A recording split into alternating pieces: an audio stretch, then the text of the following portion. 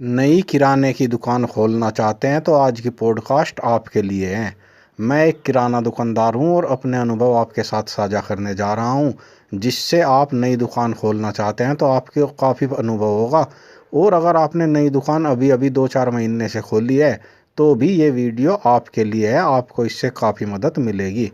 देखिए, अगर नई दुकान खोलना चाहते हैं तो सबसे पहला काम जो आपको करना है, अगर इस बिजनेस में बने रहना है और इससे आप 30, 40, 50 हज़ार रुपये महीना कमाना चाहते हैं तो दुकान में 10, 20, 40, 50 हज़ार रुपये का माल रखकर बिल्कुल मत बैठना। इस बात को गांठ बांध लीजिए। कम सामान से दुकान शुरू ही नहीं करनी है। किराना दुकान में 100-150 आइटमों की वैरायटी होती है। इसके लिए आपको 2 से 3 लाख यानी कि 2-2.5 लाख रुपए लगेंगे। आप 2-2.5 लाख रुपए में पूरी दुकान भरकर दुकान शुरू कीजिए, अगर आप इस बिजनेस में जमे भी रहना चाहते हैं और इससे अच्छी कमाई भी करना चाहते हैं तो। वरना यूं ही 10, 20, 30 हज़ार रुपये का सामान भरकर टाइम पास के लिए इस दुकान को शुरू मत कीजिए। ना इसमें आपको कमाई होगी, ना ही आपके पास ग्राहक आएंगे, और आपको कुछ टाइम के बाद ये धंधा बंद भी करना पड़ सकता है। जब आपके पास सारा सामान होता है, दुकान भरी पूरी होती है, आपके आसपास चाहे 2, 4, 6 दुकानें हो, आपके आस पड़ोस में कई दुकानें पहले से खुली हुई हो, इससे कुछ फर्क ही नहीं पड़ता, क्योंकि आपके पास पूरा सामान है। ग्राहक एक बार आपकी दुकान में आएगा तो जब उसे सारा सामान अच्छी क्वालिटी का मिलेगा, सही रेट पर मिलेगा, तो वो आपके साथ जुड़ जाएगा और आपका रेगुलर कस्टमर धीरे धीरे वो 5-6 महीने में ही बन जाएगा। तो आपको सारा सामान भरना होगा, और जब आप सारा सामान भर लेते हैं तो आपको अपने आसपास की दुकानों से कम रेट पर उस सामान को देना होगा। बराबर रेट पर दीजिए या उससे कम रेट पर दीजिए, ज़्यादा रेट पर तो देना ही नहीं है। शुरुआत में इस बात का ध्यान रखना होता है, क्योंकि मान लीजिए जैसे रिफाइंड की थैली हो गई, अब उस पर रेट काफ़ी ज़्यादा होता है और बिकती है वो उससे 20, 30, 40 रुपये कम। ये किराने दुकान पर होता ही होता है।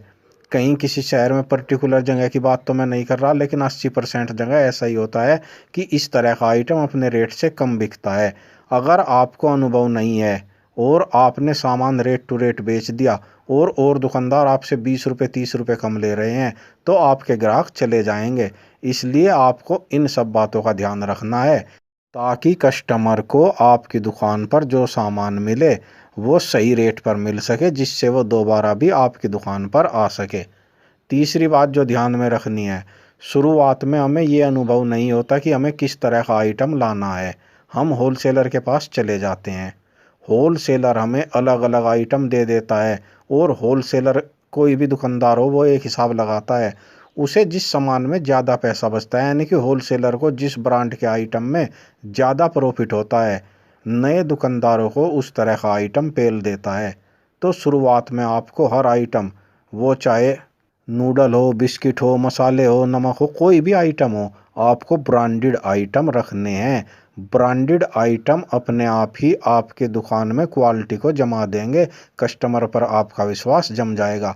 फिर धीरे धीरे जैसा आइटम कस्टमर मांगता है, दुकानदार को अपने आप अनुभव होता रहता है कि ये सामान सस्ते रेट वाला भी, यानी कि जो लोकल आइटम या अदर कंपनी के सस्ते आइटम हैं, वे भी दुकान पर रखने हैं। तो आपको जब इस तरह का अनुभव होने लगे तब आप ऐसे आइटम लाए। शुरुआत में ब्रांडेड आइटम ही रखें, इन पे आपको मार्जिन तो कम मिलेगा, लेकिन इनकी सेल फटाफट होगी और आपकी बिक्री बन जाएगी। वरना शुरुआत में ही ऐसा ना करें कि ऑफर और स्कीम के चक्कर में इस तरह का कोई आइटम दुकान पर लाकर रख ले जिसे कस्टमर लेता ही नहीं, और वो आइटम आपकी दुकान पर रखा रखा ही एक्सपायर या बेकार हो जाएगा। तो शुरुआत में इन सब चीज़ों से बचे, अपना पैसा फंसाने से बचे। हर आइटम को, ब्रांडेड जो भी आइटम है वही अपनी दुकान में लाकर रखना है। फिर धीरे धीरे अनुभव के बाद और सामान लाना है। सामान भी सारा हो गया, दुकान भी भर ली, आपने कम रेट पर भी दे रहे हैं और क्वालिटी का प्रोडक्ट भी कस्टमर को दे रहे हैं। अब इसके साथ साथ आपको जो एक और काम करना है वो है खुद पर ध्यान देना। आपको अपने व्यवहार पर ध्यान देना होगा। कस्टमर के साथ अच्छी रिलेशनशिप बनाएं। अच्छा रिलेशन अगर आपका कस्टमर से होगा तो कस्टमर आपके पास लौट कर आएगा। ना ही चिड़चिड़ा स्वभाव रखे, ना ही क्रोधी स्वभाव रखे, ना कभी कस्टमर पर नाराज हो। अगर कोई कस्टमर सामान को वापस भी देने आता है, क्योंकि शुरुआत में दुकानदार के पास जब कोई कस्टमर सामान वापस लेते के आता है तो नए जो दुकानदार होते हैं उन्हें थोड़ी खीज होती है कि यार अभी तो सामान बिका था, अब ये उल्टा लेकर आ गया। इस तरह की बात ना सोचे और कस्टमर से वो सामान वापस रख ले, क्योंकि कस्टमर से वो सामान लेंगे तो कस्टमर दोबारा भी दूसरा सामान लेने आएगा, उसका जो नुकसान है वो दूसरे सामान में प्रॉफिट में बदल जाएगा। लेकिन अगर सामान लेते टाइम ही आप कस्टमर पर झल्ला उठे, उस पर नाराज हो गए, तो सामान तो आप शायद वापस ले या ना ले, रुपये 2 रुपये 10 रुपये के ऊपर।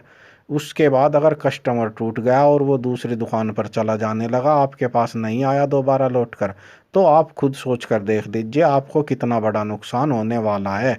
इसलिए कस्टमर से मीठे बोल बोले, नरमाई के साथ, बहुत ही शांत स्वभाव में बोले और हमेशा हंसकर बात करे। साथ ही खामोश से ना रहे, कोई भी कस्टमर आए वो सामान मांगे आप चुपचाप दे दे और उससे ना नज़रें मिलाए फिर काउंटर पर बैठ जाए, ऐसा बिल्कुल भी ना करें। कस्टमर के साथ हंसिए, बोलिए, इतना तो पूछ ही सकते हैं क्या घर पर सब ठीक है, आपका स्वास्थ्य ठीक है, और छोटी मोटी बात, क्योंकि कस्टमर 2-4 मिनट के लिए दुकान पर आता है। अगर उसे अपनापन फील हो गया, वो एक बार आपसे जुड़ गया, तो दोबारा ऑटोमेटिक सारी दुकानों को छोड़कर आपके पास ही आएगा। और नए दुकानदारों के साथ एक और आखिरी चीज़ बताने जा रहा हूँ, वो है उधार। नए दुकानदार कस्टमर बनाने के चक्कर में उधार काफ़ी ज़्यादा दे देते हैं और इस चक्कर में वे फंस जाते हैं। उधार को बिल्कुल भी ज़्यादा नहीं देना है, नई दुकान पे तो उधार देना ही नहीं है। शुरुआत में ही बता दीजिए मैं उधार की दुकानदारी नहीं कर रहा, जितना हो सके इससे बच कर रहें। अगर आप उधार से बच गए तो आपकी दुकान बड़ी जल्दी चल निकलेगी। उधार से बचने का जो मेरा मतलब है वो ये है कि आप उधार में इतने ना फंस जाए कि आपकी दुकान का स्टॉक, आपके पास जो स्टॉक लाने के लिए दूसरे राउंड का पैसा है वो सारा उधार में फंस जाए। बल्कि उधार थोड़ा थोड़ा दीजिए और टाइम पर लेते रहिए, इससे आपकी दुकान और आपका प्रॉफिट हमेशा चलते रहेंगे, बढ़ता रहेगा। इसके अलावा आप जब नई दुकान खोलेंगे तो आपको धीरे धीरे और अनुभव होने लगेंगे और 5-6 महीने तक आप दुकान पर बने रहिएगा। इतना टाइम तो ग्राहक बनने में लगता ही है। आप ऐसा मत सोचिएगा, कुछ दुकानें ऐसी होती हैं जिन पर महीने 20 दिन में ही ग्राहक जम जाते हैं, लेकिन कुछ ग्राहक ऐसे होते हैं जो धीरे धीरे देखते हैं कि नया दुकानदार है, पता नहीं मार्केट में जमेगा भी या नहीं जमेगा, या जब वो दूसरे कस्टमर से पता कर लेते हैं और पक्का हो जाता है कि दुकानदार अच्छा है, वो तब आकर आपकी दुकान के नए ग्राहक बनते हैं। इसलिए 3-4-5 महीने तक तो आप बहुत धैर्य के साथ दुकानदारी करें, भले ही आपकी बिक्री, आपकी सेल कम हो, लेकिन जमे रहें। तो ये कुछ जानकारी थी जो नए दुकानदारों के काम आ सकती हैं, जो मेरे अनुभव थे, वे मैंने आपके साथ साझा किए हैं।